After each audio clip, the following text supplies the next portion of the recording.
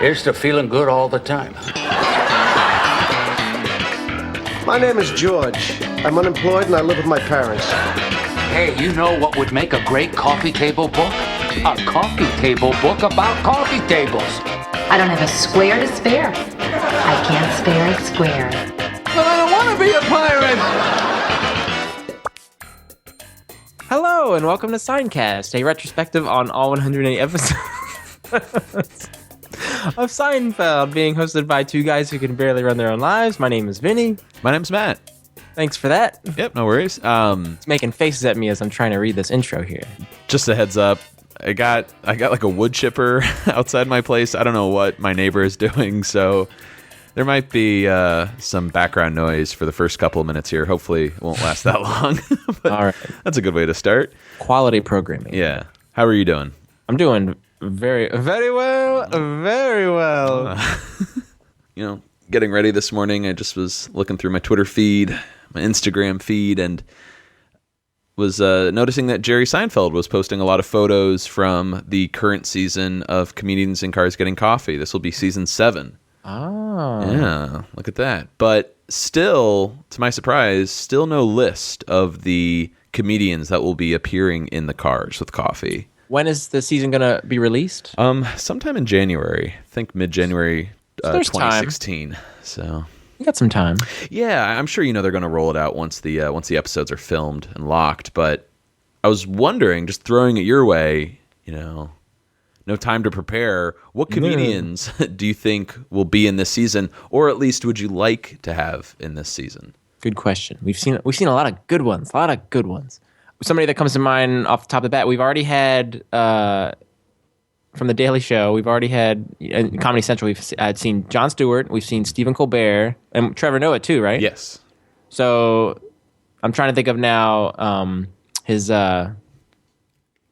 what do they call those people? Correspondents. Mm-hmm. We could do a little John Oliver this season. Oh, John Oliver. That'd be fun. I'm actually surprised he hasn't been on yet. Then they'd probably have to have him in a Jaguar or something. Jaguar? Lamona. Who do you think? I'm really bad at this because I'm like, oh, they should have like David Letterman on. It's like, oh, he's already been on. Mm-hmm. Oh, they should have Louis C.K. on. Oh, he's already been on. Like, I forget. I'm looking at the episode count right now, 10, 16. I mean, we've had like close to 40 episodes here, I think.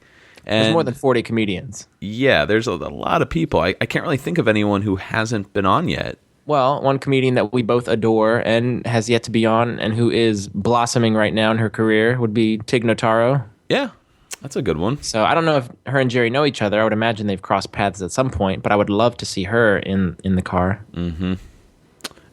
She'd be probably in like a Volkswagen Beetle or something.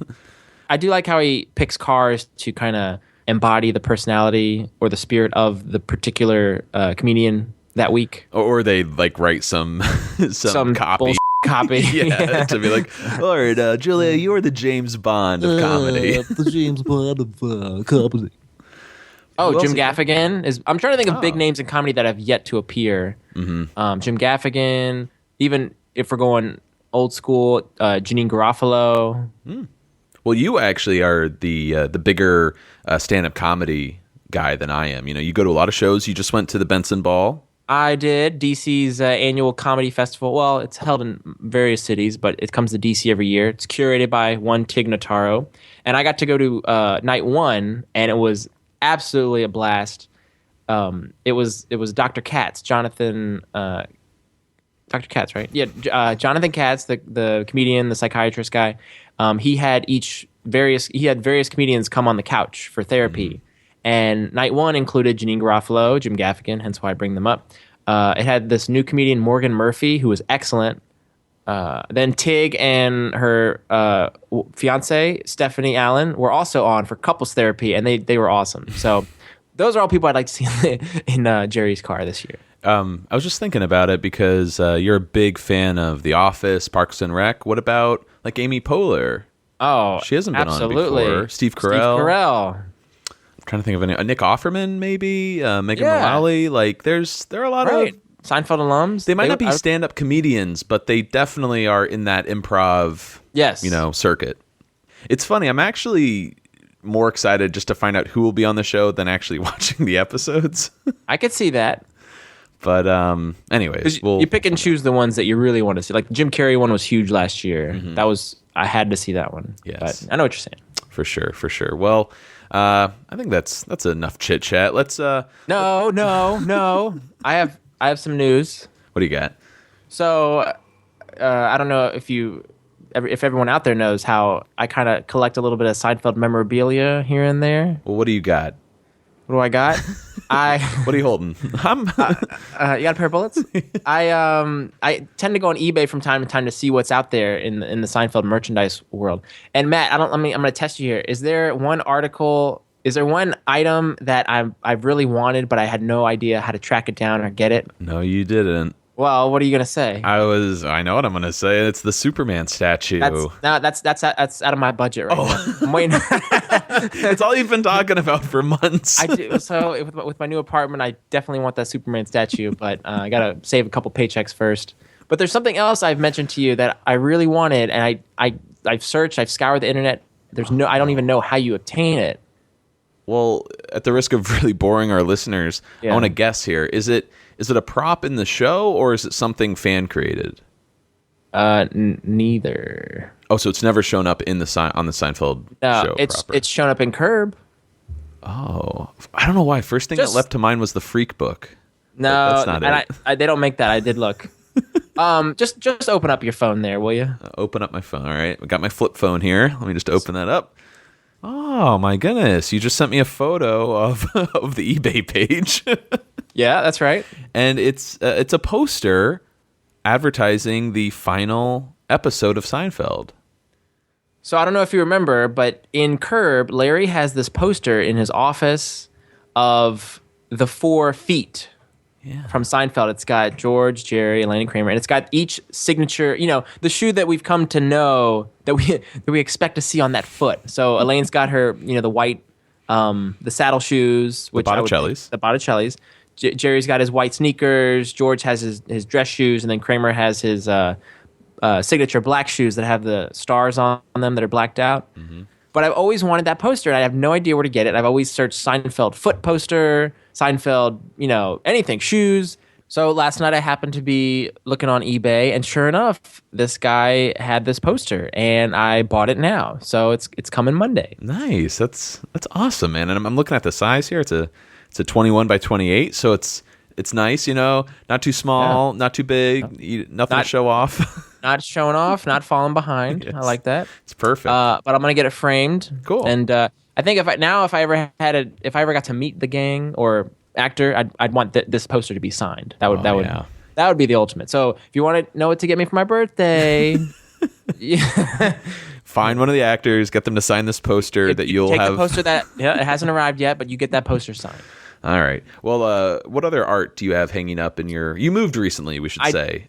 I just moved, and unfortunately, ladies, I have all Seinfeld stuff that's going to be hung in my place. So I have I have a signed Fish in the Dark poster that you were nice enough to get signed for me. I'm going to have that put under glass, and then I have these great posters from Etsy that I got that have quotes from the show. So I have a Master of My Domain. I have a The Sea Was Angry That Day, My Friends, and then I have a I Can't Spare a Square. That one's going in the bathroom. Right. Well, each poster is going into a significant room of your place, right?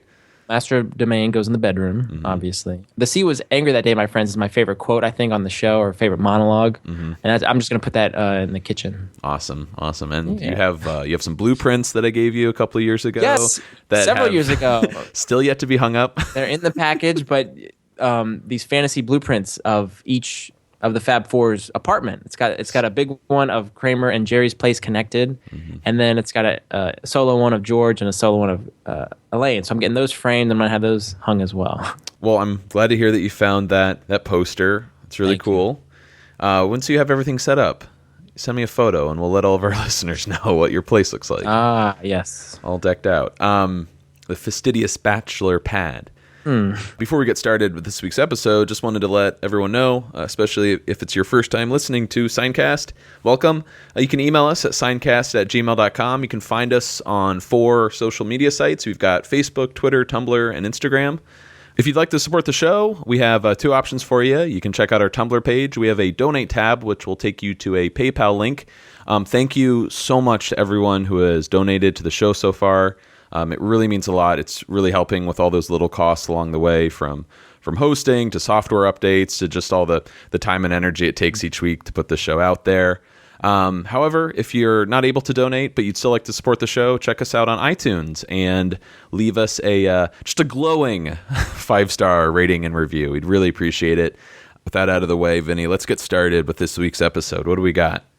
We are discussing the second episode of Season 5, The Glasses, written by Tom Gammill and Max Pross, directed by Tom Schronis, and airing September 30th, 1993.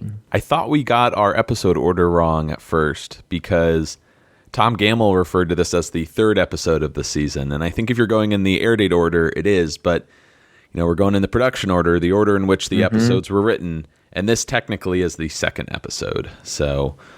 if you're expecting something about a puffy shirt, that'll be next week. Tom Gammill, Max Pross. These are iconic Seinfeld names. You know what I mean?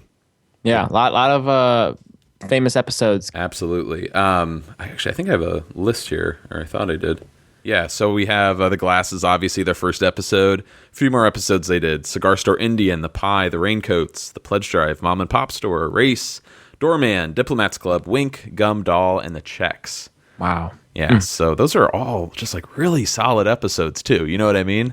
Yep. It's not 1 or 2 each season that are forgettable. Those all have some pretty iconic material in them. And they are a writing team. You can't have one without the other. That's right.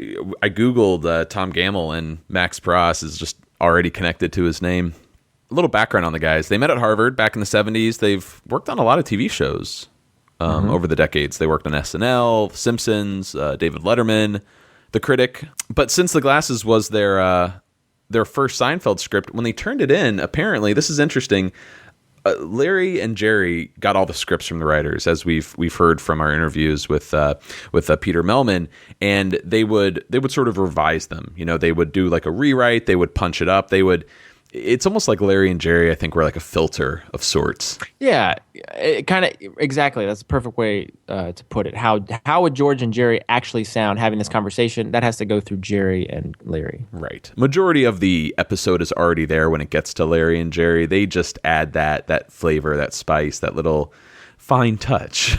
And we'll see a lot of examples of that in this particular episode, where Tom Gammill Max Pross would say, oh, that's Larry. This is a Larry David run. He put that in there. Mm-hmm. Absolutely. Jerry mentioned in an interview, actually, that this episode, it was a little bit confusing for them. Different tone, different structure than what they were used to. A bit goofier than normal. Specifically one scene at the end, which I never really found all that goofy, but...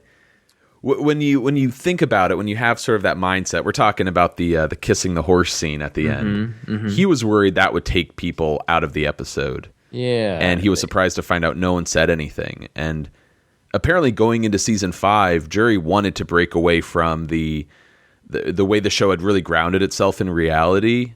He was finding all of that too difficult to just keep up with that, and it was restraining them too, right? Yeah, he said it was limiting their comedic ability. Right. So this seems like with, Tom and Max writing kind of this goofier episode, and Jerry's desire to take the show in a new direction sort of met at a proper point, and it worked for them. I don't think you heard many outcries from people that this episode took it too far. Mm-hmm. Now let's go over a few story ideas here. We're going to kind of jump all over the place, but the AC units, the air conditioners falling out of windows, that was a fear, actually, that Tom and Max had while they used to walk around New York in between jobs. Have you ever had that fear of an air conditioner falling on you? Can't say that I have. I mean, being in D.C., it's not like you have skyscrapers there, so... Right. So I mean, but when we walk down streets in the city when I visit you, no. Yeah, I never had that fear either. Tom lost his glasses at a health club once, and he actually walked around with goggles. One of the legendary writers out there in TV comedy, Alan Zweibel, once bought glasses that had the Playboy logo on them, and that's sort of what inspired the Ladies Frames arc. This was something that I guess Tom and Max really made fun of him for. Alan Zweibel, that name really sounds familiar, though. I know he's kind of a who's who writer in comedy, but he was on SNL for several episodes. The It's Gary Shandling Show. He wrote on David Letterman, it looks like. Those were all shows that Tom and Max worked on, too. But he's also a consulting producer on Curb Your Enthusiasm, which we all may be more familiar with. And he was in one episode. He was in the episode called The Bisexual in 2011. And his character's name is Duckstein. And I believe it's the gentleman that kind of confronts Larry, exiting this restaurant, asking, "Oh, we should get together sometime." And Larry does not want to do it. I'm 99% sure that's or it was like a Japanese restaurant on Bleecker. Yeah, you're right. I walked by it the other day. It's gutted. It's gone, but the exterior is still the same. Okay. That was during the New York arc, in season 8. Mm-hmm. Larry David was the one, speaking of which, was the one to give Kramer the sugar arc with Dwayne getting off sugar. This sounds like something Larry David would do just because he's a bit of a health nut. I thought it was just on Curb, but I think his healthy living, healthy eating stretches all the way back into the 90s and 80s. Yeah, I'd love to know when that began, that change. Because growing up in New York being a comic in New York in the 70s, I would imagine late nights. Yeah, not too healthy. When did you make that? That'd be a good question to ask him, actually. We have so many just odd specific questions that I'll be like, what? When did you decide to start taking care of yourself, Larry? So here are some ideas that were revised or dropped this episode. Originally, it was Jerry who told George to mention his name to Dwayne for the discount. It wasn't until the table read on Wednesday, August 18th, 1993, that everyone realized, hey, Michael doesn't really have a lot to do this episode.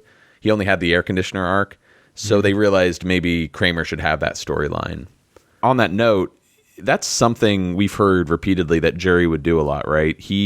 If he had something really funny, but he realized someone else didn't have anything, he would happily give it to them. He wasn't the kind of guy that would be like, I need to be funny. He realized that if the show was funny, that would make him funny. He didn't need to have these funny bits. So he was more than happy to, give these storylines to other characters. Right. Let's talk a little bit about Jeffrey, Jerry's cousin that we never meet.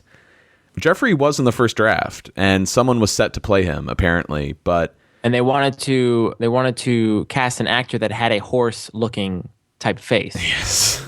I don't know how they would have done that, but it would have been funny. Yes. Jerry and Larry, though, were the ones to say it's actually funnier if we never see him and Uncle Leo is there instead. Yeah. Which, ultimately I kind of agree with. Oh, yeah. That's a running theme in Seinfeld, mentioning people that you never see. Mm-hmm. Gail, Jeffrey, Bob Sacamano. Yeah, there Corky you go. Ramirez. You love that Corky Ramirez. Just the way it's said makes me laugh. Not sure who contributed to the squinting material, but it wasn't in the first draft, apparently. That was something that was added during rewrites. No, that was Larry. Was that Larry? They said it was Larry. Oh, okay. All right. Yeah.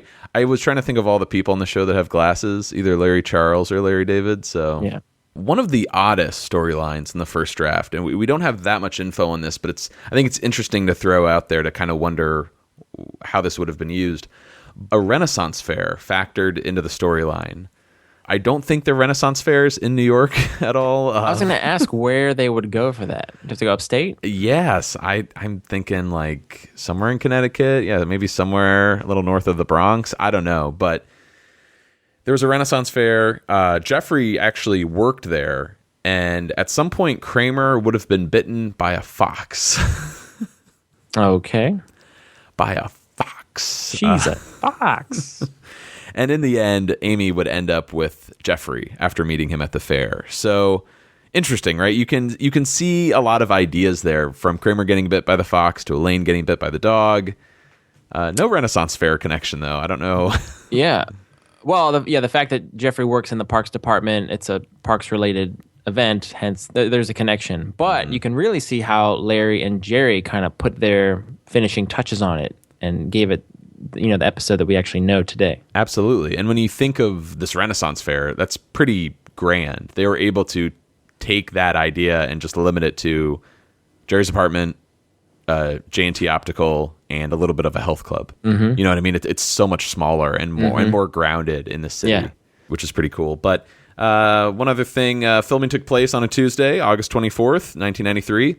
And at the end of this episode, I think this is the first time we get a slide with an episode dedicated to a crew member who passed away. Okay. Have we seen that before? Not to my knowledge. Yeah, it might have happened. It's just slipping my mind. But this one was dedicated to John O'Terry, who, do you know anything about John O'Terry? I know his role on the show. He was a camera operator. Camera operator. Okay, so he passed away at some point between season 4 and 5. Mm-hmm. Just have to throw it out there, too. He was a camera operator, second unit, but still a camera operator on Predator, which is one of my favorite Arnold movies. So, oh, yeah, one of the best. Yeah, just want to throw that one out there. Well, Vinny, I think we've gone over enough trivia there. You want to get started? Sure. I never get enough sleep. I stay up late at night because I'm night guy. Night guy wants to stay up late. What about getting up after 5 hours sleep? Oh, that's morning guy's problem. That's not my problem. I'm night guy. I stay up as late as I want. So you get up in the morning, you're alarmed, you're exhausted, groggy. Oh, I hate that night guy. See, night guy always screws morning guy. There's nothing morning guy can do. The only thing morning guy can do is try and oversleep often enough so that day guy loses his job and night guy has no money to go out anymore. This is a really appropriate stand-up, considering I was up to the wee hours taking notes on this episode. Oh. Yes, Night Guy was in charge. Yeah, I wanted to ask you, was there something that came to mind specifically when you heard this particular piece of stand-up? I was personally, well, two things. I was reminded of my own just, like, sleep cycle, how Night Guy is always in charge. I hate it. But I was reminded of one of our other favorite comedians, Kyle Dunnigan. That's what I was thinking of. Yeah. So the Professor Blastoff podcast, no longer running, but it's a podcast we've mentioned several times here, and one of our favorites, but it has 3 comedians, and they talk about life and various things. Tig Notaro, David Huntsberger, and Kyle Dunnigan. And Kyle Dunnigan was notorious for having this discussion about Night Guy, but his Night Guy would stay up late, drink, and then eat, an entire pizza. So it would just be detrimental to his health. And I just couldn't. That's the only thing I'm envisioning now. Granted, this one came years earlier, but it made me think of Kyle. Yes. And I can't help but think of you in college as well with your big liter of soda that you're carrying to and fro. And I've never smoked a cigarette in my life, but all the soda I had in college, I think, did enough damage.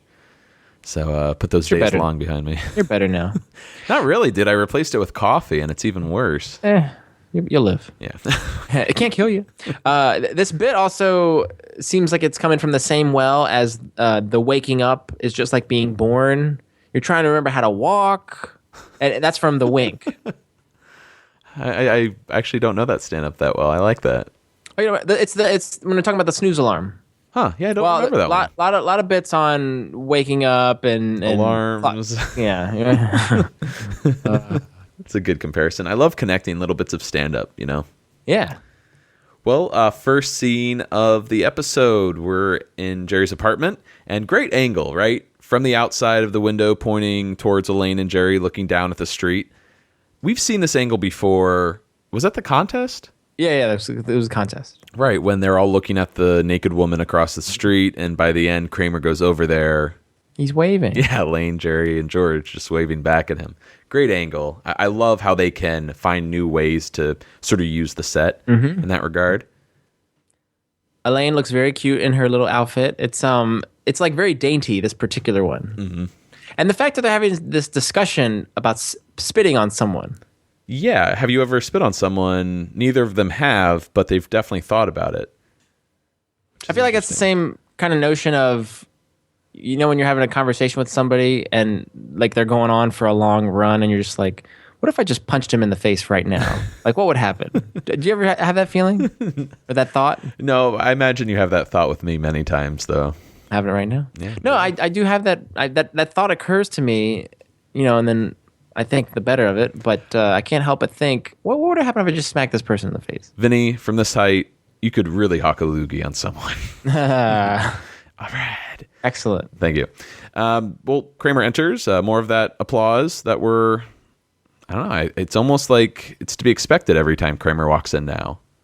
Well, he's a staple on the show. And it's Kramer. But come on, you can imagine Larry David on the sidelines just like clenching his fists. It really bugged him. Tom Gammill Max Pross actually loved the applause. They thought it was this big rush. And all the shows they previously worked on, the characters were not very well known, so nobody would ever get an applause just for entering a room. So this was a huge deal for them. Mm-hmm. And Larry actually made an announcement to the crowd, please don't applaud, just follow along. Oh, I love this guy. You know, if there were ever a show of Seinfeld I got to attend, or we got to attend, I just hope at one point there would be a moment where Larry gets really mad at us and just starts yelling.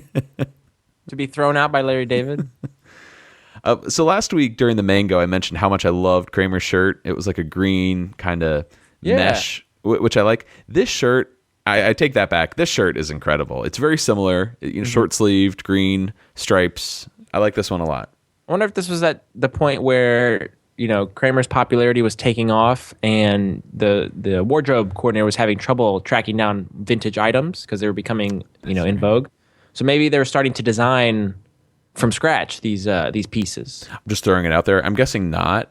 I think this is probably one of the last seasons where they could buy it. I think once the lobster shirt makes an appearance, yes, I think that's when they start making them from scratch. Good point. I'm guessing, but right. Who knows? So a buddy of Kramer's works in an appliance store and got Jerry an air conditioner for 30% off. Who's the friend? Yeah. Which one do you think, though, out of all of Kramer's friends, either previously mentioned or yet to be mentioned? I would go Bob Sacramento, hands down. Mm-hmm. No Lomez? Nah, he hasn't moved in the building yet. Remember, Spectre got him the video camera. That's right. So maybe he's getting rid of everything. Appliances. So, Vinny, what is this air conditioner called? It's a pretty famous brand here, right? Commando 8. 12,000 BTUs. And it's funny, Commando 8 also makes shower heads, apparently. That blows my mind. I never made that connection. It's the same manufacturer. Totally. So, or is it? Yeah. But the Commando 8 is the air conditioner. Commando, what is it? 450. Yeah. Shower head. Yeah. The one that Kramer buys, the one that's for elephants, right? In the zoo. Yes. The fact that it's called Commando, though, is that a vague enough name that it's just the product? But yeah, actually, no, you know what? I think that's a throwback. Yeah. I think they're paying homage to this. That episode? Didn't they write the shower head? I just read them all. They did not write the shower head. So maybe it was a tribute to these guys. Was that a Peter Melman episode, actually? I know he voiced, we're installing low-flow shower heads. Oh, yeah, maybe that's what I'm thinking of. Well, either way, I think you're right, and we like our little connections there, whether they're forced or not. Peter Melman, Marjorie Gross. There you go. Well, it turns out Jerry doesn't like air conditioners, which is a really weird thing not to like. And that's something Kramer kind of pokes fun of Jerry. He's like, yeah, but Jerry doesn't like air conditioners, It kind of seems it would be the other way. Like Kramer wouldn't be the one with an air conditioner, and he's like, "Oh, I like the Au Naturel, the breeze of Anytown, USA." There you go. Yes, exactly. But yeah, it's a character trait of Jerry we'd never hear about again. And it's solely for this story here, but it's kind of interesting to hear that. Why wouldn't you like an air conditioner? Is it the cost, the noise, the squinting, the staring, the convenience? Yeah. No, just maybe more natural. Okay. Amy does though. This girl that Jerry's dating. Oh, you're getting an air conditioner because of Amy. Amy doesn't like the temperature up here. She's a little hot. Oh, God. You're dressed like Elaine, too, which is kind of odd for today. Got my hair done just like her, too. Mm-hmm. Well, before Kramer starts to measure the window, George enters with probably the most universally unflattering goggles ever made. It's the black foam with the white band. They're just huge. And we get that Kramer rock on. Not to bring it down for a second. I hate this moment for some reason. Really? It seems really sitcom-y. Like George walking in, stopping, everyone laughs, the actors just look at each other. I could see that. There's something just that rubs me the wrong way here. But it gets better. George has to get out of the city. So you're tunneling to the center of the earth? Right. Nice setups and then deliveries of jokes here. Absolutely. Really good Jerry jabs this week. George was swimming at the health club. Someone walked off with his prescription glasses. Didn't he have an old pair? Well, they broke while he was playing basketball. He was running from a bee. Good trivia question. But he does vow that the glasses will be returned. We're behind you, Aqua Boy. Godspeed. Is there an Aqua Boy? There's an Aquaman. Maybe he had a son. Yeah, maybe. So Elaine makes a comment, George, those are prescription goggles. What is there to see in a health club pool? But as a glasses wearer, I take offense to that because blurry vision just sucks. Yeah. So regardless of what you're looking at. So I always want to be seeing clearly. How long have you been wearing glasses? Since, I think, 8th grade, high school-ish. Now, when you were in junior high school, were you... I was squinting at the board and sitting next to girls to ask them, what do you see? What does that say? Was it really that bad? Like, did it get worse over time? My vision has actually stayed the same, but I'm at a negative 2.5, I think, or something. Now, does squinting help at all in any way for you?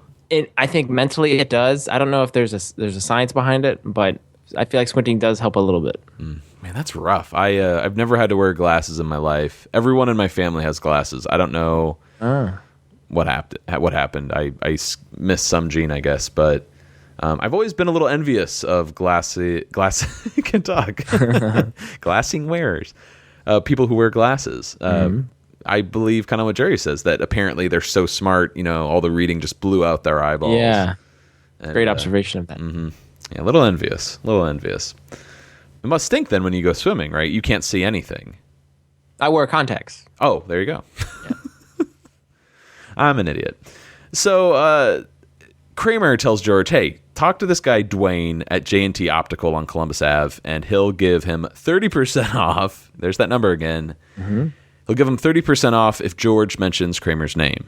And again, this was originally going to be a Jerry storyline, but they decided to give it to Kramer. And absolutely, it makes more sense. I mean, Jerry has enough going on with Amy and Jeffrey. Yeah, but Kramer is also the one who has all these friends that we never see, and just he knows everybody. He's like the mayor, so it stands to reason he would have the friend that could give a discount. Absolutely, 100%. The discount and mention my name, that seems like such a Larry David thing. I don't know if that crops up in Curb a lot, but just the idea of having friends, or I'm going to help you out or give you a deal, and then it falling, flat. That's actually a bit from Jerry's stand-up where he talks about, make sure you tell the doctor you know me, like mention my name. It's like, oh, right. I've been giving Tic Tacs out up here. I'm going to give you the real pills. Right. Also, at the end of the scene, Kramer... Retail is for suckers. He has like a ruler, and he... That's right. Cracks George on the forehead. And I got to thinking, we've already seen Frank do it. Estelle is going to do it in the non-fat yogurt. Elaine does it in the opposite. Can we think of anybody else that bops George on the head? Oh, that's really interesting. Because quite a few characters nail him in the head. Part of me was wondering if Kramer just hit the goggles instead, because it kind of makes like a pop, but yeah, it might be the forehead. I think it's flush on the forehead. Well, he gets punched by Marissa Tomei and Susan. That's true. So it might not be the head, but it's the face. Okay. Not the face. Not the face. I just thought it was interesting that all these characters have, assaulted George at some point in the series. Right. Yeah, he gets hit quite a bit. So we cut over to J&T Optical.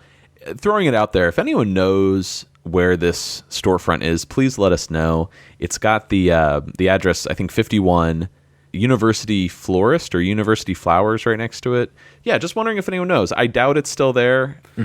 But anyways, Jerry and Elaine are looking pretty bored as George tries on probably his, 10th pair of glasses. He's having trouble making a decision since he's deciding on a new face here. And Jerry and Elaine are just so put off by this. They just want to get out of there. And I actually feel bad for George in this moment because you want your friend's opinion, and you really do want a girl's opinion.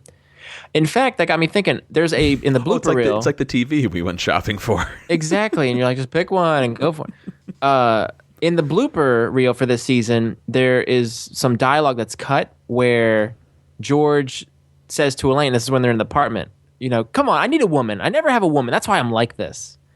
Going to the optical store to pick out glasses. And then Elaine says, Elaine going? Elaine says, I'll go if Jerry goes. And Jerry says, oh, there's quite a life I lead with you people always follow me around. And then they do this little march as they exit the stage. Mm-hmm. You know what I'm talking about? I'm not that familiar with the season 5 bloopers. Mm-hmm. It's in that reel, though. Yes. All right, we'll include that in our show notes if anyone wants to check it out.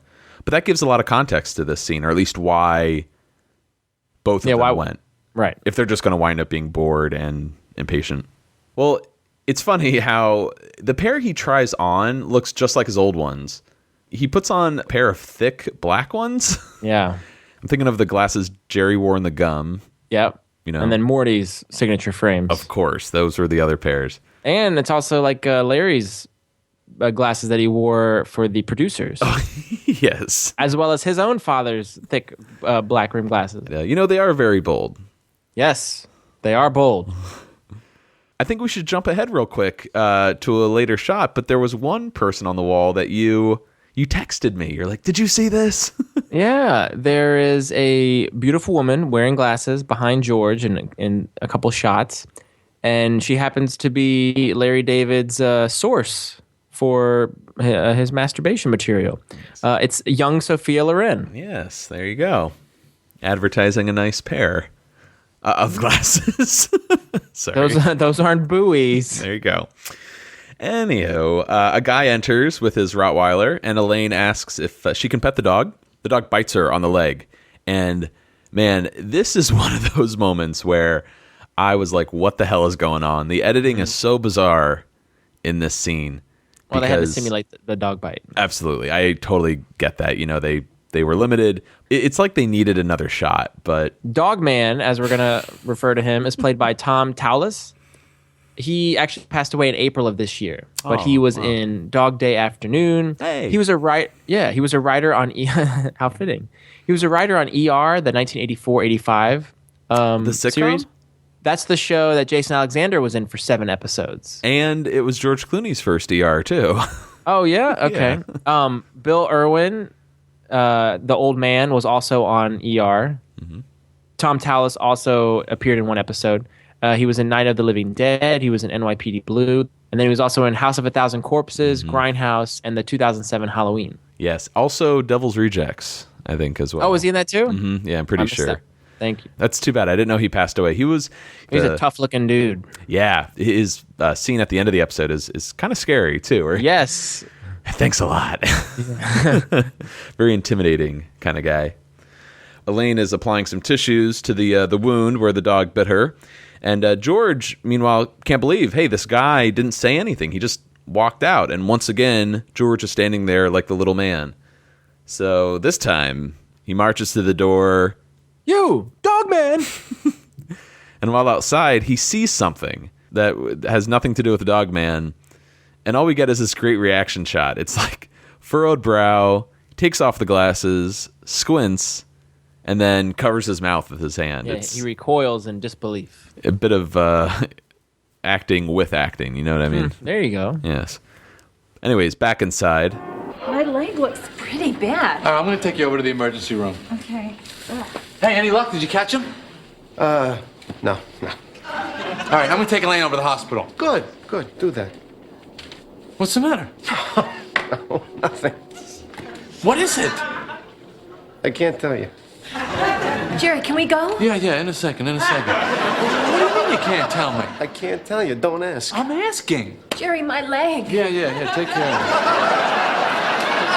it. Come on, George, what is it? I saw Amy making out with your cousin Jeffrey. What? They were right outside. Amy and Jeffrey? Yes. Are you sure? Yes, positive. But you can't see. There's no lenses in those frames. I know. I was squinting. Okay. Listen, Jerry, you just catch up with me, okay? You can just follow the trail of blood. We're going to have to talk about this later. Thank you. Taxi! I love the ending of this scene. It's so good. And Jerry was the one to actually add all this stuff with him being cruel to Elaine, not paying attention to her and throwing the tissues at her, patting her on the head. And then just the capper of him walking out the optical store, Elaine holding the door for him. Oh, and her acting is brilliant in this episode. Yeah. She's trying to hold the tissue. Yeah. Can't stand up properly. Tom Gammill Max Pross, though, said the nicer the guy you are, the more willing you are to play a jerk on TV. And they said that was Jerry to a T. Because he was so nice in real life, he didn't mind looking like a meanie in the show. And that last line, how he just says, "Thank you." Yeah. Taxi.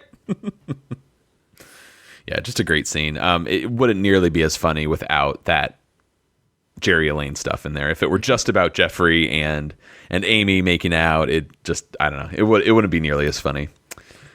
Speaking of Jeffrey, George saw Amy, or allegedly saw Amy making out with cousin Jeffrey. Jeffrey was previously mentioned in The Pony Remark and The Pen. I think we'll hear about him at least once, maybe twice in the rest of the season. He's always connected somehow to Uncle Leo. Right. And did we establish that Jeffrey is Uncle Leo's son? I thought it's been established in The Pony Remark. That's his son. Yeah. Okay, got it. So while Jerry and Elaine leave, George puts on another pair of glasses. These are insane, though, just ridiculous. Something that Wendy from the Kiss Hello would wear. You know, you need that beehive hairdo.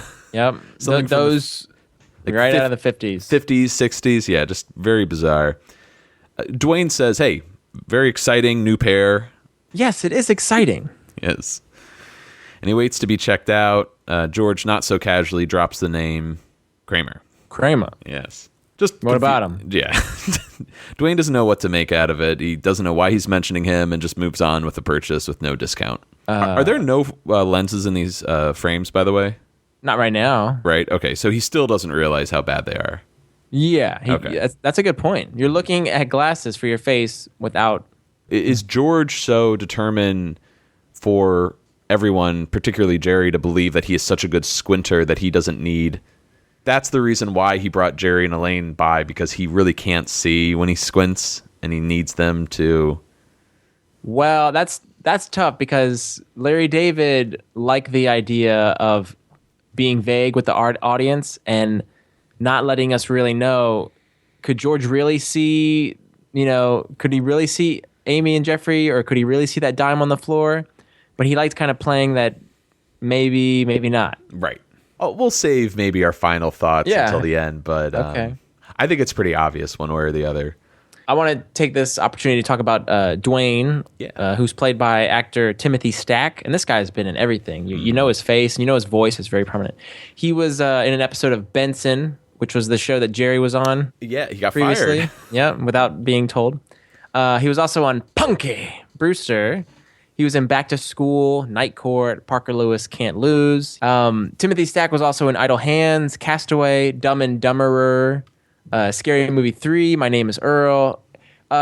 Recently, in the past couple years, you saw him on The Tonight Show. He did a lot of bits for Jay, like when people would be filling up at the gas station, and he would be the guy in the monitor talking to them. And he was a writer on Family Matters, Son of the Beach, My Name is Earl, and Raising Hope. Right. Yeah, this guy, man. One other thing I wanted to bring up was, Kramer. Yeah. George says, well, I'm mentioning his name. So George is the original mouth clicker before the receptionist in the Kiss Hello. Right. Who's played by Carol Leifer. That'd be cash or check. Next scene, we're at the hospital. I know we have seen this hospital exterior before. I want to say it was when George had a heart attack. I don't think... Okay. Anyways. It's just stock footage, but... It's important. You need to know which hospital we're at. What hospital is it? It's less of a line.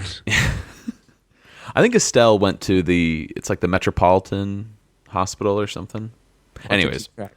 Elaine's getting her leg examined by a doctor while talking to Jerry about cousin Jeffrey. It's not possible, of course, that he was the one kissing Amy. But Jerry thinks they could have met. She loves the parks. He works for the parks department. He's a little paranoid. But George didn't even have his glasses on. Well, this is when Jerry brings up a very interesting trait I don't think we've ever heard before, but he is really good at squinting. He can squint to like 20/30 vision. Mm-hmm. In fact, Vinny, what's the story here? This is a pretty epic tale. Yeah, this comes from Larry David as well, the whole squinting and the story. Once they were driving from the Catskills, George lost his glasses, and he squinted his way from Wurtsboro down to the Tappan Zee Bridge. You spotting raccoons on the road. First of all, if you lost your glasses, I would be the one driving. Like, well, Yeah. why would Jerry have George drive the car?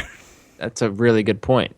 Anyways, I can drive without my glasses. Everything's just blurry. Like I see the big objects, but I can't read signs. sure. Could you see a stoplight? Yeah. Okay. I could see that. You just couldn't read. I wouldn't. You can't read your Kindle while you're driving, unfortunately. Exactly. I won't be able to text and drive. And, That's too bad. Well, before we get out of the scene, we get this. I have to play a clip here. Wonderful performance by the doctor. That's it? I don't need a shot? No shot. Dog bite. No. I know I wasn't shot. Do I need a shot? Not shot. Dog bite. Woof woof. Not bang bang. That doctor is played by Michael. It's Syed, I think. Mm-hmm. He was in Jag 24, Las Vegas. Then these movies, Robot Jocks, Edmund, and Dead Heat. He looks like he got his glasses at J&T Optical as well. Yes. I'm not that familiar with this actor, but I just want to say he knocks it out of the park this episode. So memorable in the little that we have from him. As great as the guest stars are this week, I want to give it all to this actor here. He is just that little performance, and we get another one later too. Very short, small line, but it's just incredible. For some reason, when I look back on this episode with the whole rabies arc and the dog and whatnot, it makes me think of Kramer taking the dog medication with Smuckers and the vet. Good point. For some reason, I thought like Elaine accidentally went to a veterinarian instead of a doctor. I don't know. Obviously not. That could have been one of those lost storylines. There you go. Next, we're at Jerry's apartment. Jerry and Amy are on the couch trying to watch some TV, but the cable's out. So what does Jerry do? He gets on the phone, calls the cable company, Plaza Cable, right? Yeah. He just like last week, you mentioned he really was laying it on thick in Joe's fruit stand. Here he is too. Jerry believes George. He thinks that Amy and Jeffrey were making out on the street earlier. And he starts dropping these lines. Like he's talking about the cable, but he's really talking about Amy. I like them to know that I know what's going on, that they're not getting away with anything. Right. So he gets put on hold. So, what'd you do yesterday? Yesterday? Yeah, you remember yesterday. Beautiful day. Good day to be out. I didn't do anything. Well, you must have done something. No, nothing really. Didn't go out of the house? Didn't take a walk on Columbus Avenue? No, I did go out for a little while. Well, your day's getting more interesting already. See? Told me they'd be back in a minute, and they lied. You can't trust anyone. No, you can't. Well, let's cut the bull, sister. You think I don't know about you swapping spit with somebody yesterday on Columbus Avenue? What are you talking about? Look, my friend saw you. Saw me with who? You tell me. There's nothing to tell. There isn't? No. Oh. All right. Want to get some pizza? Max Pross said he loves the way Jerry played this scene, in that Jerry is having more fun being suspicious of Amy rather than just outright dating her. Well, let's talk about George and Jerry. They have all these girlfriends throughout the entire series. They're always frustrated about how it didn't work out or whatnot. They like that. I think they love finding something to dislike about someone or complain, or in this case, interrogate them. Suspicious of that. Well, that's the juice that keeps the show going. Mm-hmm, absolutely. I don't because think if they had the perfect relationship, we wouldn't be watching the show. Absolutely. But yeah, Jerry the character and I think Jerry the actor are really both enjoying this scene. And again, we talked about this season. Jerry is really coming into his own as an actor. Mm-hmm. He's not just playing the straight man. He's getting a little comfortable in his white sneakers. And here's another example of that. Just like Sidra and the other girlfriends in season 4, Amy gets up to leave. And she, of course, knew there had to be another side to Jerry, an ugly side. A bad side, an ugly side. And she heads out because it's, I guess, just too hot. And that's kind of demanding of her, isn't it? Mm-hmm. I'm shocked that Jerry would go to such trouble to get an air conditioner for this girl that he's just dating. Well, he likes her though, I guess. So. Well, but do you believe the character of Jerry would do something like that? I know it's funny to see him wrapped around a girl's finger, but I don't know if I buy Jerry doing that for another person. It seems like an early season Jerry thing to do. You know, hey, I really like this girl. I really want her to be comfortable. But we're in that weird, season 5 middle ground where it's transitioning here, I guess. Yeah, it's the nice Jerry mixed with a little bit of selfish. Yeah. Or at least the Jerry that would like to interrogate her and be suspicious of her. It's somewhere in between the two. But anytime that we have the AC on somewhere and it's really cold, I will always say, it's like a meat locker in here. There you go. Nobody ever gets it, but I get it, buddy. I get it. Thank you. That's what 15-9.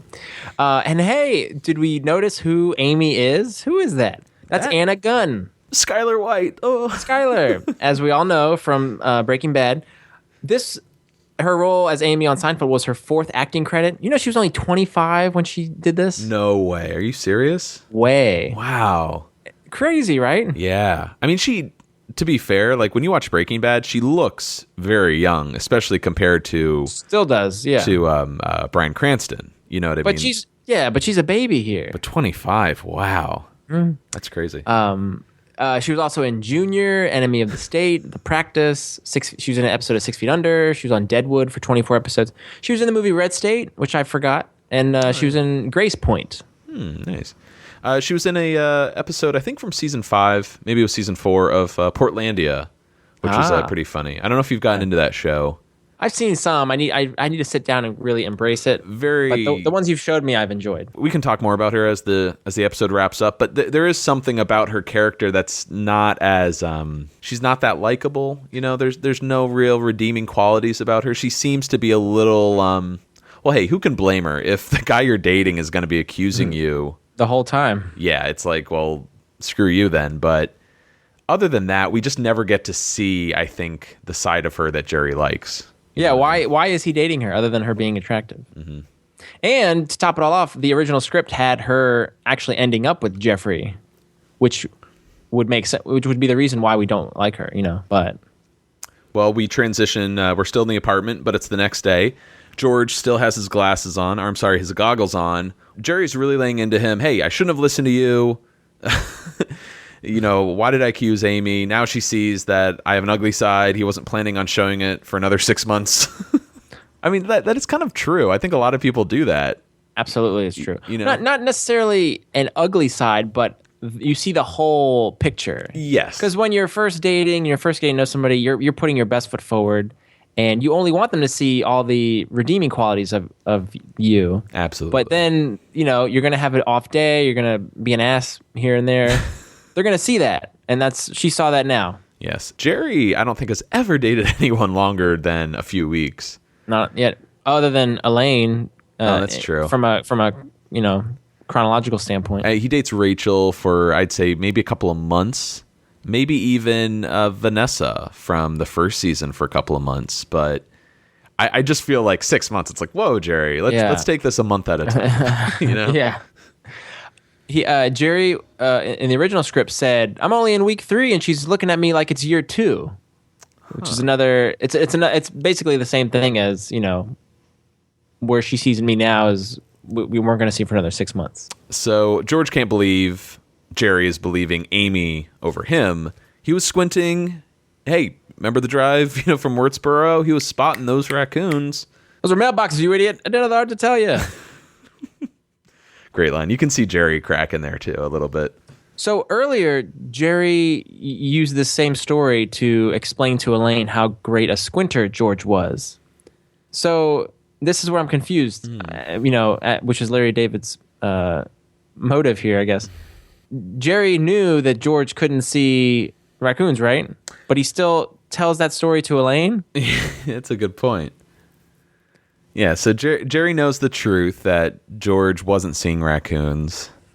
I guess that would lead me to believe that Jerry wants to believe that Amy was making out with Jeffrey. Yeah. Or he wanted to win the argument with Elaine. Or you're so flustered at the notion of the girl you're dating cheating on you, that maybe his head's not in the right space. It seems like the big issue here is that Jerry thinks that Amy is unfaithful, and he's trying to lie to himself or make up anything he can to believe that. I think that's where we're getting to. Right on. We cracked the code. 22 years later. Hey, look, a dime. Yes, George suddenly looks across the room all the way by the desk and sees a dime on the floor. Mercury head. Mercury head. Do you mind? Now, I was going to say, I think it wasn't George's squinting that helped him to see that dime. I think it was his cheapness, his sixth sense. Now, that's actually a really good point. This scene always, again, like you mentioned, it's Larry David messing with us, pulling us back and forth. Like, can he see? Can he not see? But as someone who considers himself a pretty big like movie fanatic, I completely missed this reference to The Great Escape. Now, have you ever seen The Great Escape? I have not. I was hoping you would enlighten me with this background here. Well, you're going to be disappointed because I haven't seen it in a long time, probably like 10, 15 years. Donald Pleasance, though, since he's going blind, he's trying to still be important, have a role with the team. And he won't tell anyone he's blind. What he does is he plants a dime in a room and he pretends to spot it and picks it up. So that makes one to believe that maybe George planted the dime there earlier and that's what he is pretending to see. And Jerry actually says that at the end of the show. I don't know how you spotted that dime. I think you planted it. Yes, exactly. So what do you think? Do you think George planted the dime there and he's faking this? If he's going to cheat in a masturbation contest, I wouldn't put it past him to plant a dime here. Absolutely. I believe too. I mean, I'll just tell you right now, I think George is blind as a bat without his glasses on, and everything. Any time it looks like he can see has been planned. It's been orchestrated. Anyways, Elaine arrives. Apparently she got buzzed up 5 minutes ago, but got spooked by a dog outside of the building and had to wait until it left. You're afraid of Snowball? It's interesting that Elaine's fear of dogs, or at least her relationship with dogs, plays into several episodes. It really does. And the dog's trying to get mutton out of her jacket is also a Tom Gammill Max Pross episode. That's right, the wink. But let's talk about other dog episodes. You got, you have Farfel in the dog itself. That's true. She wasn't afraid, but it was still, like her struggling with a dog. That's kind of the inception of her relationship with dogs, as well as the guy who had cats and she was allergic, but that's a different story. You got Roxy in the engagement, the dog they take out to Monticello and drop off in the country. In the wink that you mentioned with the wake up guy and his dogs, is that the same episode? Yeah, where she's walking down the street and they're all following her. A pack of dogs just chase her down. Yeah. Nice doggy. Yeah. Right. Anyways, other than being scared of dogs, Elaine is acting a little weird. She seems to be moving a little slower, I think. Her leg is still bothering her. Turns out she never got a rabies shot after getting bit by that strange dog.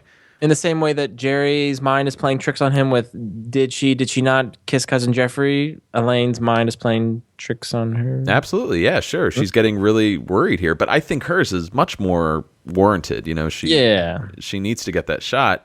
But I was a little confused about this, I guess because she needs to know maybe if the dog had its rabies shot or even if it has rabies. She decides to swing by J&T Optical to get the name of the owner. It's funny too, in the dog, Jerry references Cujo, Yukon Jack and his dog Cujo, and Cujo had rabies. And there you go. So it's all connected somehow. Well, Elaine needs to swing by J&T Optical to, get the name of the owner. Kramer. Hey, guess who developed the rabies vaccine? Who? Louis Pasteur. And Emile Roux. That's a deep cut. Kramer enters, and more of that damn applause. George has a bone to pick since he didn't get a discount with Dwayne. But Vinny, did George mention Kramer's name? Yes, he mentioned his name. And? Bupkis. Well, Kramer is shocked considering what Dwayne owes him. Kramer got him off sugar, which I guess is a pretty big deal. Kramer got him clean. Yeah, exactly. But the two... we're gonna go down there right now. Straighten this out. So they decide to head over to J&T with Elaine later. George is going to have an apple first Meanwhile, Kramer hears about Elaine being afraid of Snowball, and I kind of feel bad for her, you know? Yeah. It's a genuine fear. We were taking care of my in-laws' Chihuahua for the past week, and I take her on walks, and every once in a while, someone would be like kind of scared and get out of our way. And she's this little tiny thing.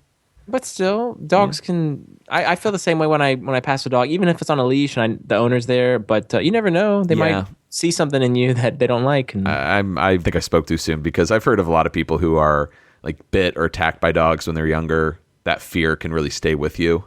A cat jumped on my mom's back when she was a little girl, and to this day, she is deathly afraid of cats. She will not go in a room if there's a cat. Like my brother has cats at his house. They have to be locked in the basement in order for my mom to step on the premises. Oh my gosh. Otherwise, she won't enter. And just as George bites into this apple, Elaine points out, "You know, George, that's an onion." Yes, it is. How like dedicated is Jason Alexander to the scene? It's nuts. For years I'm like, oh, it's like a prop onion, or it's something made to look like an onion. It's a legit onion, and it's a big stinky white onion. Yeah. Max Pross, Tom Gammill, and Jerry thought it was a funny idea, and Larry was the one saying, "Oh, he can't eat an onion," and they actually kind of said to him, "Hey, let's try it." So I thought that was kind of interesting, that this is one of those ideas that I don't think Larry was on board with 100%. And he kind of trusted these guys to go with it. And it turned out to be a great gag on the show. Yeah, it's nuts. And Jason just doesn't take that initial bite, oh God, I ate an onion. He takes a second and a third. He might take a fourth. He goes, like, even when he's not on camera, you'll see him raise the onion up to his mouth. He'll take another bite. This might be the most dedicated I've ever seen him to a performance. Yeah. Ugh. So Jerry doesn't know what to believe anymore. You know, he's eating onions, he's spotting dimes, he doesn't know what the hell's going on. So Kramer comes up with the idea, hey, let's get Amy and Jeffrey together somewhere, and then you'll know whether or not they're having this little affair. Jerry remembers, hey, I'm going over to Jeffrey's tomorrow to pick up these Paul Simon tickets to surprise Amy with. All he's got to do is bring Amy with him, and when Jeffrey opens the door, it's howdy doody time. Right this way, Mr. Duty. A couple things. Paul Simon, also mentioned in Curb. Larry goes to the Paul Simon concert, or he wants to go, and then they end up not going. And who he winds up with at the Paul Simon concert is perfect. That song, Still Crazy, after all these years. As he's sitting in the private booth with his guest is just... Yes. And so that was one thing. And then I always try to remember some of the hardest times I've ever laughed, and I always have trouble remembering it. But this jarred my memory on one. Was on the Seinfeld DVDs, which you should all go out and purchase. Rob Reiner, who was an executive at Castle Rock and on the show. I know what you're gonna say. Sorry. I hope we can put this clip in the show if you can find it. As we all know, Larry David was a one of the performers on the Fridays, which was the Saturday Night Live kind of clone spinoff show, or not spinoff. It was a clone show, and Larry David in one sketch was the driver and just attendant to Howdy Doody, and who is a marionette. Yes, sorry. Rob Reiner is describing the story of, he thought it was so funny with Larry David always saying, "Good morning, Mr. Doody. How are you, Mr. Doody?" Or "What floor, Mr. Doody?" "Right this way, Mr. Doody." And Rob Reiner's telling the story, and then they cut to the scene. "Good morning, Mr. Doody. How are you, Mr. Doody? You look terrific, Mr. Doody. What floor, Mr. Doody?" And the first time I saw that, and to see Larry David so animated, and his voice, because his voice is so kind of ingrained in our minds now. When I saw that the first time, I lost it, tears down my face, and I had to watch it several times thereafter. Yeah, you need to watch the whole skit now. Maybe I will. We're at J&T Optical after taking a short commercial break, and Kramer walks in with Elaine and George. Kramer wants to know, hey, what's going on with the 30% discount? But Dwayne says, hey, I don't know what you're talking about. I'm talking about the 30% discount. Excuse me. A man came Elaine, in here. don't interrupt. They're discounting something. Who said anything about a discount? Oh, how quickly we forget. You owe me, buddy. For what? Remember this? What are you doing? 6 months ago, you're eating 4 of those for breakfast and chasing it with a ring ding. And 2 Butterfingers on the train. Sound familiar? Put that away. You remember that night I found you at Dinky Donuts? You're all hopped up on cinnamon swirls. They wouldn't serve you anymore. You wouldn't even have any teeth if it wasn't for me taking you over to Joe's fruit stand and stuffing cantaloupe down your throat. But so much for gratitude. Yeah. All right. I'll give him the discount. Just put that thing away. This squares us. Could I just have the Out! We'll see you, Dwight. This is the highlight of the episode for me, just in terms of performance-wise. Like, Michael just knocks it out of the park. And part of me wonders, was this purposely done to give this episode just a little boost? Well, I would argue Michael does nail it in this scene, but I think Julia in her upcoming scenes is going to really steal the show. But those two have the most explosive energy and kind of leap off the page in this scene and then the upcoming ones. We had a couple of references to previous episodes in Kramer's little monologue here. Did you catch 2 of them? Ring dings and Dinky. Excuse me. What? I didn't even pick up on the ring dings just because we haven't gotten to that episode, but you're totally right. Cantaloupe and Dinky Donuts. Is that it? I was just thinking of the location. So you got Dinky Donuts and you got Joe's Fruit Stand. Joe's Fruit Stand. I'm sorry. No, you went the extra mile. Thank you very much. All right. I can definitely relate to Dwayne, though, in this scene. I have a bit of a candy addiction myself. I don't really drink that often. You like fruity candy, though. Oh, yeah. I like my Every gummies. time we go to the movies, I'm a chocolate guy. Yeah. I'm not a Juju fruit guy. Couldn't be. Oh, ouch. I'm a Junior Mint guy. I'd like to mention a great documentary out there called Fed Up. Really good documentary on sugar and how awful it is for you. We're talking about artificial sugar. Yeah. Refined sugar. Everyone should check that out, regardless if you're a health nut or just someone who, if you're hooked on sugar especially, it will, oh my God, it'll scare you straight, that's for sure. The craziest part was when they showed brain activity for someone who had eaten sugar and someone who had done cocaine, and the exact same areas of the brain light up. Oh, I believe that. I haven't seen it yet, but I do believe that. Oh, it's crazy, and they get into how all these food companies really get people hooked on sugar at a young age. Not like, fruit snacks and juices, but all the sugar they put in baby formula. Mm-hmm. It's really sick. So it's called Fed Up. Everyone should check it out. Great documentary. We should mention that all 3 of these characters, Kramer, George, and Elaine, get kicked out before Elaine gets to find out about the dog owner. So she's SOL. Elaine, don't interrupt. They're discounting something. I love anytime someone talks down to Elaine. Yeah. It's just so sad. We cut over to Jerry's apartment again. George got this new exciting pair of glasses, though, and he's just waiting to hear Jerry's opinion on them. I don't know what to tell you, Elton. There's also bloopers on that. Jerry couldn't get that line out. Nice. So in Tom Gammill and Max Pross's draft, they had a different character or a different joke. I didn't quite catch the name. Uh-huh. It's a Greek singer with big glasses. But Larry and Jerry were really big on not having these topical references in the show because it would really date it. Yes. So they went with something more broad, such as Elton. Because, again, Elton John is still popular today versus I have no idea who that Greek singer is with the big glasses. But Tom Gammill Max Pross also discussed how in Murphy Brown, they would make references to like Bob Dole and all these.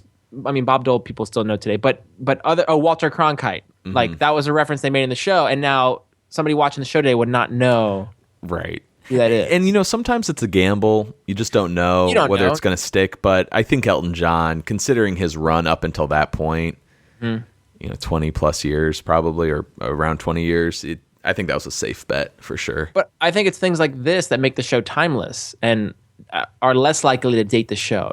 All shows will be dated in time, but I don't know. Remember when Larry David didn't want to have It's Hammer Time?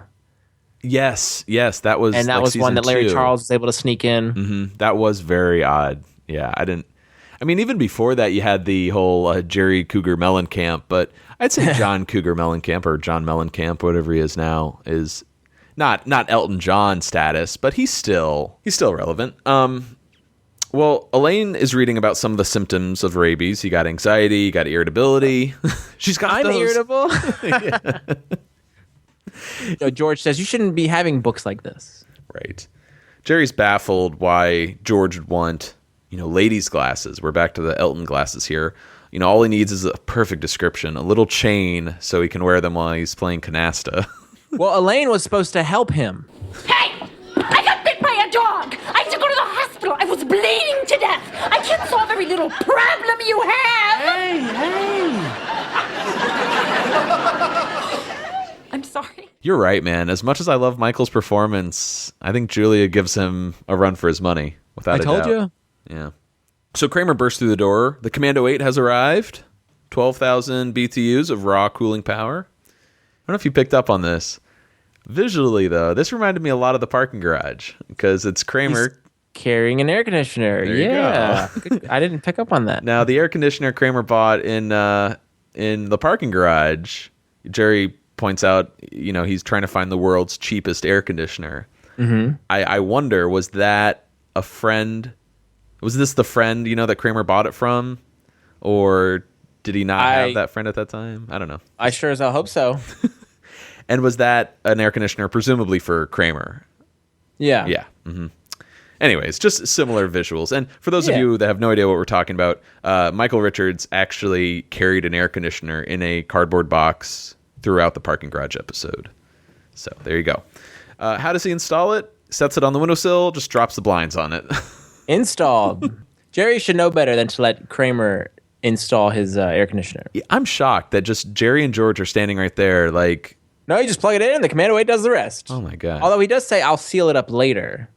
Because there's this accordion style. Yeah, but that's not secure. I don't think you always have to screw in air conditioners. I think the weight of they're designed so the window will lock it in place. Yeah. But I don't even know if he puts the window on it. I think it's just the blinds. Just the blind, yeah. It's just sitting there.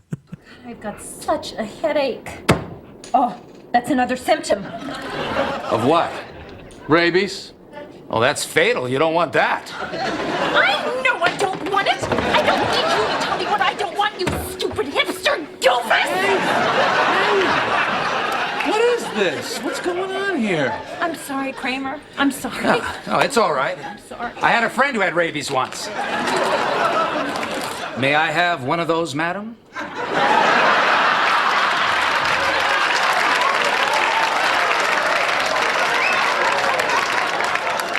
Madam? What do you call me madam for? Ladies' glasses. Yes. Now look here, see us right here. There, Gloria Vanderbilt collection. You sold me ladies' glasses. I think I'm having trouble swallowing. I can't swallow. She's got rabies, just like my friend Bob Sacamano. Look at that, she's delirious. She's foaming at the mouth! So notice that hipster doofus was thrown out a second time to describe Kramer. That was previously used in the handicap spot when Lola broke up with him. And I didn't realize that, but that term was actually from a review used to describe Kramer. Really? That's where they got that term from. I had no idea. Huh. It's almost like a term of affection for Kramer. Am I a hipster doofus? Because Elaine referred to him as a lanky doofus in the movie when she was describing him. Hipster doofus, you can't help but think of Kramer. Mm-hmm. We also have George is eating Rhodes Gold pretzels, and Jason went on to be a spokesperson for them. The writers also said Michael kept calling the glasses lady glasses, which they thought was funnier as opposed to ladies glasses. And then finally, the Tom Gammill Max Pross also said it was great when a beautiful actress would be willing to demean herself in the way that Julia just fully committed to the bit. She's foaming at the mouth. Yeah. And then we cut over to the hospital. Back at the same hospital, same doctor. Elaine is about to get a shot and asks the doctor, "Is this going to hurt?" Yes, very much. And originally in the script, it just had a shot, just visually, of Elaine getting the shot. No dialogue. And then Larry Charles came up with this little exchange here, which again, thank goodness, because that doctor, man, he's awesome. No, that's what I like hearing about Seinfeld so much is, Max and Tom are credited with this episode, but it's these little moments. Larry Charles throwing this idea out there, or what was it, Glenn Padnick, saying, "Oh, that's wait, a big one. Dolores, that's a better name." Like, I just like I like it's a team effort. Yeah, I like that feeling where someone just rises up to the challenge or is there to patch a hole or to make the show just a little bit better. It's just great. We're back at Jerry's apartment. It's a big night on the Nature Channel, so Jerry knows Jeffrey will be home when he stops by with Amy to get those tickets. Again, Elaine doesn't think Amy and Jeffrey are dating, especially since Jeffrey looks like a horse. He does have a real horse face. Yeah. That is a callback to the movie as well. Don't they describe Jerry as having a horse face? Horse face, right. So it must run in the Seinfeld bloodline. Exactly. And early on in the show, Jason... I think it was season 3. That's when they started making fun of Jason's actual appearance. Not Jason directly, but George happens to be a short, balding, stocky man with the fix-up. I think that was it. Yeah. And I think Jason said, yeah, it was a little tough, being made fun of. But it seems like now we're reaching that point where everyone can be made fun of. Yeah. I think the gloves are off. Yeah. Later on, it'll be Elaine's big head. So don't you talk about Laney. Well, all of a sudden Elaine spots the guy and his dog down on the street from J&T, and she opens the window and starts yelling at him, calling him stupid. But instead of spitting on them, Jerry and Elaine, they head downstairs to confront him, and this is right as Kramer enters holding a couple of papayas. Yeah, and he's singing a song. Oh, my papaya. Air conditioner. Yeah, the air conditioner, Commando 8, falls out the window. And as it plummets to the ground, just a brilliant bit of comedy. Kramer runs over, grabs the extension cord to catch it, gets pulled nearly out the window, right? Yep. Catches his feet on the, gets caught in the windowsill, legs flying up in the air. The cord breaks, and the Commando 8 crashes onto the dog. You see Kramer... pull up the remaining part of the wire only to see that there's nothing attached to it. That's just incredible. When you think of Michael Richards as a, physical comedian, literally he threw himself out that window. There was no one pulling it. Yeah, and he slammed himself so hard into that window that they took him to the hospital to get x-rays because they thought he might have broken ribs. Turned out they were only bruised, but again, dedication to the role. Absolutely. He makes it look so effortless. I didn't even think that he's taken real lumps, Absolutely. I thought everything's padded, and he's wearing stuff, but nope. I'd like it if they cut to a shot and it's obviously not Michael Richards. It's the stunt double. Yeah. Originally, the dog was supposed to die after getting slammed with that air conditioner. I really wish they had done that. I mean, I love dogs, but I wish the show could have gone that far. Why can't a dog character die? Well, it is the worst part in a movie. Like, kill all the humans you want, but when they kill the dog, you've crossed the line. But this dog bit our heroine, so off with his head. Yeah. Obviously the dog is still alive, as we'll find out in a later scene. And I'm sure that was a note probably from Castle Rock or... I have an interesting little note here. Well, for everyone, Vinny and I watched the DVDs before we discussed the episode, and they had they had 2 deleted scenes, actually, for this episode. Did you? I always forget to do the deleted scenes. Tell me. All right, well, let me tell you real quick. The deleted scene from this moment was mainly from Jerry and Elaine's point of view. It didn't open the scene with Elaine saying, hey, Jeffrey looks like a horse. They were talking a little bit more about Jeffrey and Amy and all that garbage. Doesn't matter. The bulk of the scene was Kramer came in, but he was really nervous. He'd be like, Jerry, come over here. Jerry went over to the door, and he tells him, I need that 30% back. Apparently, there was no discount on the air conditioner, and he wants money for it. So that was the bulk of the scene. Kramer says, hey, I'll make it up to you guys, and I'll make papaya milkshakes or papaya smoothies. Okay. And he's like, hey, Elaine, you want a papaya smoothie? And she's like, yeah, I'd like one. And so he leaves, and that's why he enters the scene carrying papayas, singing about it. Wow, yeah. Full circle. Yeah, full circle. That's cool, because you never. There's no reason for him to come in with those. But now there is. Makes no sense. And for years, or until I saw that deleted scene, I always thought it worked, though, because we had established in the previous episode that Kramer's a big fruit guy. It really does. You're right. You know, so it fits with that whole character. But for the scene, at least, he was planning on making smoothies for the guys. Huh. There you go. Right size smoothie. Oh, it's coming back. That's a little inside joke for us. Sorry. Anyways, where are we, Vinny? We're at the health club, and George is in the locker room after a swim while a blind man walks by and asks if George could help him find his locker since he's new to the club.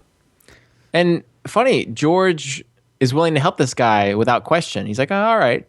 Versus, do you have the time? There's a clock over there. Like, George is willing to help out his fellow man here.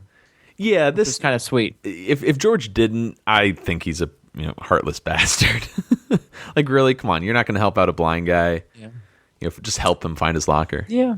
But George offers him his arm, which is very sweet, as you pointed out. And just as the guy grabs on, George spots the guy who stole his glasses. Now, I don't know how he knows what he looks like, but the guy. They run after him. George like pulling this blind man with him. But it turns out the man who stole his glasses gets on a bus, and George misses him. So you wind up having these two men in short shorts standing on the sidewalk. And that was an idea they had, the writers, that they thought would be very funny to have George Costanza in just his bathing suit and then a blind man also in his bathing suit walking down the streets of Midtown. And they actually said that the closing shot of the scene kind of bugged them because it looked very California to them. Yes. It was really bright, and they really pictured them walking through Midtown, I guess sea of people in their bathing suits. Yeah, I'd have to agree. The moment where the blind man and George walk out of the building, which in reality, I guess, is the building where the cast had their dressing rooms during this season. So that was the dressing room building where they got ready. It just looks terrible. There's not even a sidewalk, like no curb. Yeah. And you can see in the reflection, there's like obviously a big open woodsy kind of street there. It just doesn't look right visually, but I guess you do the best you can. So that blind man is played by Rance Howard, and he is the famous patriarch of the Howard family. We already saw Clint Howard in The Trip as the smog strangler Tobias Lehigh Nagy in season 4. Ron Howard is the famous director and actor, also son of Rance. So many credits. There's too many to list here. But I think most importantly... We're going to list them all. Here we go. Yeah, stand by. I forgot. Rance Howard is a double dipper. Yes. Damn. You double dipped the chip. Double dipped? What are you talking about? He plays the blind man in the glasses, and he plays the farmer in the bottle deposit. What is that line he says in the bottle deposit where he's like, oh, you just got to pull in a teat a little. When he's telling Newman how to milk. Newman's like sweating and just chewing the whole time. But so yeah, a nice, probably the most famous double dipper. Rance Howard was also in A Beautiful Mind, Nebraska, How the Grinch Stole Christmas, Chinatown, The Andy Griffith Show, Cocoon, Mars Attacks, The Burbs, Apollo 13, Joe Dirt, Son of the Beach, and Frost Nixon. Oh wow, he is still alive, right? Yes. Wow. George tells the blind man that he really likes his glasses. The guy doesn't like them. He says they really pinch his nose. And then we cut into this J&T optical scene where George and the blind man are talking to Dwayne, who's back on the sauce. Yeah, he's off the wagon again. Yeah. He's knee deep in a Baby Ruth. Yes. I think it's the same bar that Kramer confronted him with, right? Probably. George and the blind man want to switch lenses in their glasses. So the blind man will get the ladies' frames. What's that about ladies' frames? And George will get his glasses. The dog owner walks in with his Rottweiler, and they're looking for Elaine. We mentioned this scene earlier. This is really terrifying because you have no idea what this guy is capable of. Yeah. George opens his big mouth and tells them, hey, Elaine's looking for you too, but she's not the one that lives on 81st Street. That's Jerry. You wouldn't happen to know what apartment he's in, would you?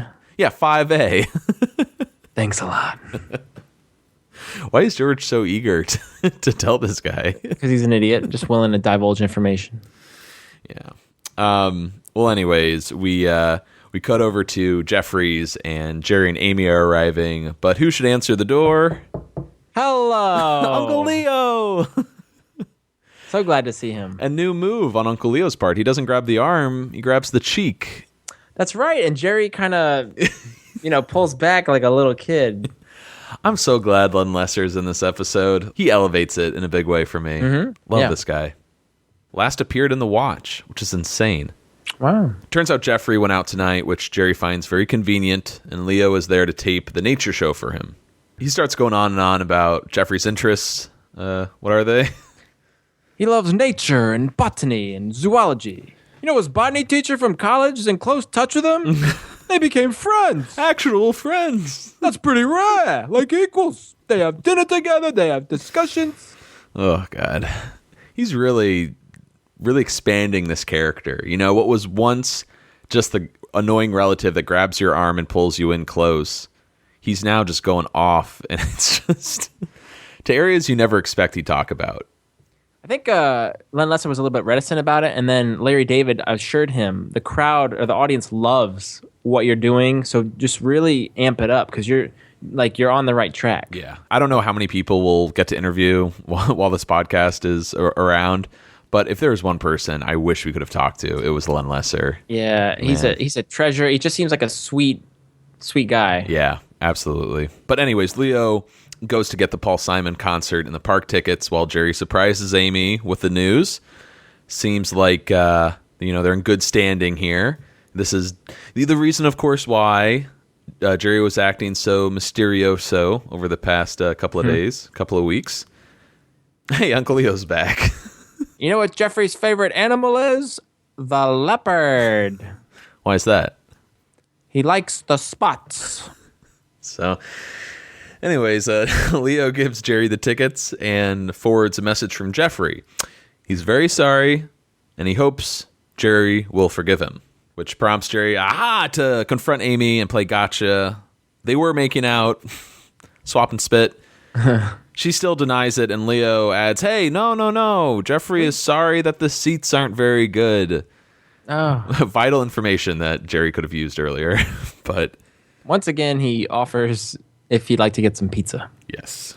It was almost a perfect plan on Jerry's part, because if Jeffrey answered the door and Amy and him had a reaction, that would have led him to be correct in his suspicion. But if not, he was able to play it off as if it was just a surprise for the Paul Simon concert. Mm-hmm. You know what I mean? Absolutely. But this was the foil to his plan, unfortunately. So even though we have 2 more scenes left, I wanted to drop the other deleted scene that was on the DVD, which is fascinating. I never knew this existed, but there is about 10 to 15 seconds of same couch in that apartment. Amy is sitting there, and she's making out with someone, and it's Jeffrey. Hey. Yes, and she pulls away, he starts kissing her neck, and she says, tell me more about the leopards. Really? Yes, which is pretty cool, right? Yeah, very cool. So it makes you wonder, ultimately, were they having this affair and Amy was just, tricking Jerry the whole time? Wow, so that means that even through the first draft and the rewrite, they must have been willing to explore that idea. And then the fact that you know what I mean? The fact that they shot it and then they cut it. Wow, interesting. Yeah, very interesting. So who knows? Actually, I probably should have saved that until we got to the next scene, because we still aren't sure whether or not Amy and Jeffrey were hooking up. So we're over at J&T Optical. George and the blind man head out with their new frames. The blind guy has his ladies' frames. George has the glasses that pinch his nose, but deal's a deal. We're in the same spot from before. George spots Jeffrey and Amy again, and it's all blurry, right? But you can tell it's Anna Gunn. Yes, that's the way they actually shot Anna Gunn kissing one of the crew members, David Richardson. Oh, and she was pretending. Fired. That's right. What's your name? She pretended to kiss him, and they blurred the camera, and then cut back to George. Then in the next shot, you see a extra kissing a horse. Right. It's a police officer and her horse. They're just having a nice moment together, I guess. That's perverse. Yes, very perverse. So George finally realizes, okay, I can't see anything without my glasses on. And our last scene of the episode, we're at the New York Health Club. We're all over the place. Jerry and George are getting dressed after their workout. Jerry still isn't sure, as you pointed out, how George spotted that dime. Maybe he planted it. Also, the dog owner found out where Jerry lived, and now he has to pay the vet bill. And as they leave, George once again rambles on. If he ever finds the son of a bitch who stole his glasses, camera tilts up and we see them resting on top of the locker. So it's very, very nicely tied up, the end of this episode. You know what I mean? Everything feels complete. I agree, but it still didn't have that like Larry David quality of everything coming to a T. Yes. I guess we'll get to that after the stand-up. Well, just before we get to that, it's almost like with Larry David episodes, I feel like the tension kind of ratcheting up. There's a momentum leading to the end. Whereas with this one, it kind of feels like it plateaus early on. Yeah. And it just sort of stays there. It's not bad. It doesn't go downhill. It's not less than ordinary. I know what you're saying.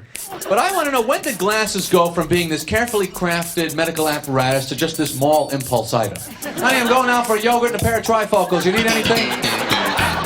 Those glasses in about an hour. Well, how much are they? $75. Well, here's 72. That's about 75. Okay? Or is it you're trying to coordinate it with the 1 hour photo place? Is that the idea? Hurry up, give me the glasses. My pictures are coming out right now. I need to see them. Then they have those Woolworth glasses, that are like, they're there now. No eye exam, you don't have any idea what's wrong with your eyes, and the glasses are made up. They are ready and waiting for you. Just walk in. Thank you. Bye. You just walk right into a wall. Bang. What happened with this stand-up? Well, for one, it's a little outdated because there are no longer 1 hour photo places. But what are you saying? There's something about this that just feels like filler stand-up. We've gotten this from time to time. It's again, we're not knocking Jerry Seinfeld. He's one of the best, but it feels like they had to put something here, and this is all they had. So, but hey, that's all right. It's the best you can do. They can't all be winners. Keep on trying, Jerry. I'm sure you're going to make it one of these days. Vinny, I wanted to ask you. Well, actually, let's move on to ratings, and then I'll ask you there. So, what do you think? All right, Vinny, what I wanted to ask you, a little bit of trivia here. Other than the air conditioner, can you name 3 other things that have, I don't know what word to use, but have fallen out of Jerry's window to the street below? How many things have gone out the window?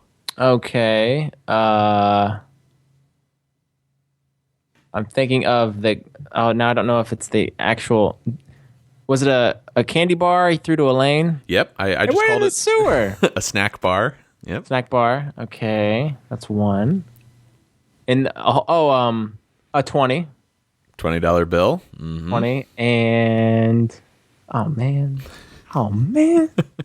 This might be a new feature on the show where Stump Vinny. I try to stump Vinny because I will argue Vinny is much better at Seinfeld trivia than I am.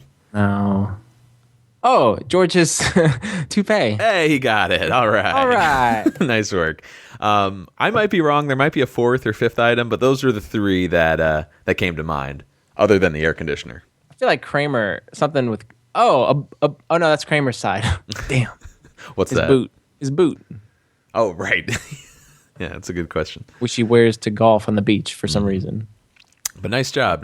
Thank you. I'll try to throw some more trivia your way at the end of every episode. But, let's move on to our ratings real quick. I think we can be kind of short here just because we pretty much brought up everything we liked, from Julia's performance to Michael's performance. Was there anything else you really liked? No, I mean, those are the 2 things that really stuck out for me. I love that doctor, the dog bite doctor. Yes.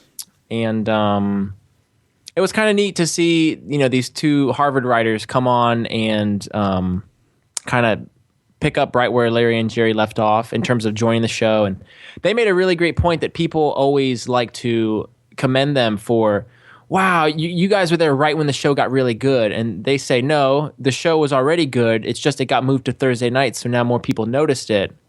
But we're just trying to, keep the momentum going. Mm-hmm. You know what I mean? Absolutely. So they're very humble about it too, which I like.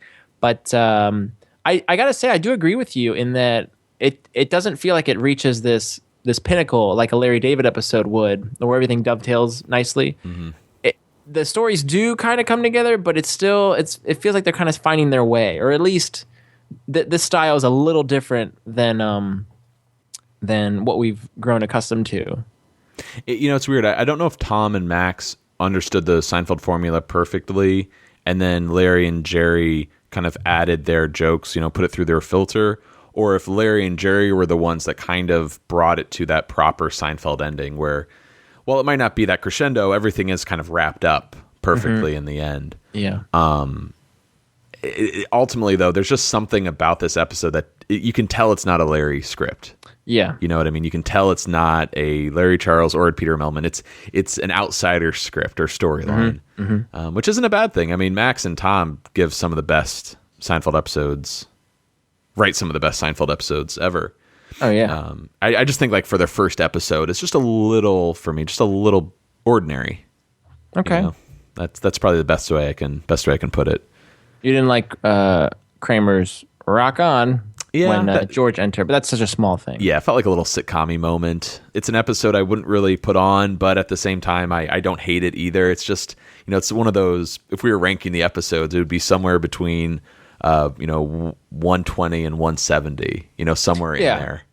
If it's in the rotation, I'm watching it, but I'm not going to be like, we got to watch The Glasses. Absolutely.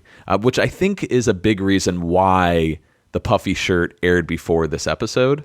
Yeah. I have a feeling when they, premiered season 5, they started strong with the mango, and when you look at the first 3 episodes, the puffy shirt is a lot stronger than this episode, hence why they would probably air it earlier. Oh, yeah, definitely. Yeah, but ultimately, don't hate the episode. I'm going to give it 8 woof woofs, not bang bangs out of 10. And it's an even Steven for me, for sure. I think I'll give this, I'm actually going to go lower than you. I'm going to give it 7.5 horse-faced kisses out of 10. And I'll also give it an even Steven. Ouch. It hurts so much more when you go lower than 8 and pretty good. That's because I'm usually generous with those. But yeah. Well, so safe to assume this does not crack your top 20, right? No, sirree, Bob. All right.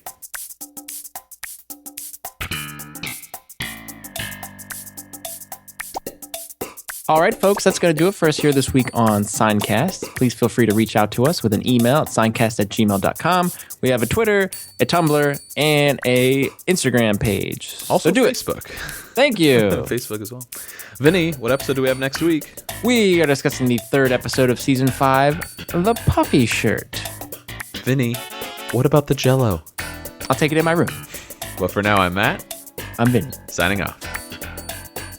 Seincast is not endorsed by Castle Rock Entertainment, Sony Pictures, or NBC. It is intended for entertainment and information purposes only.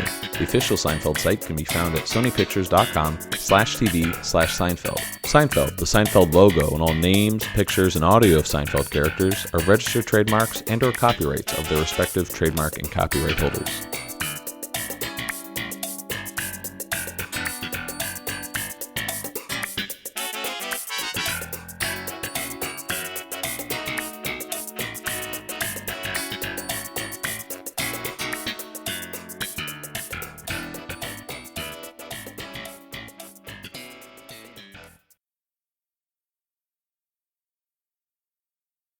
Is this gonna hurt? Yes, very much.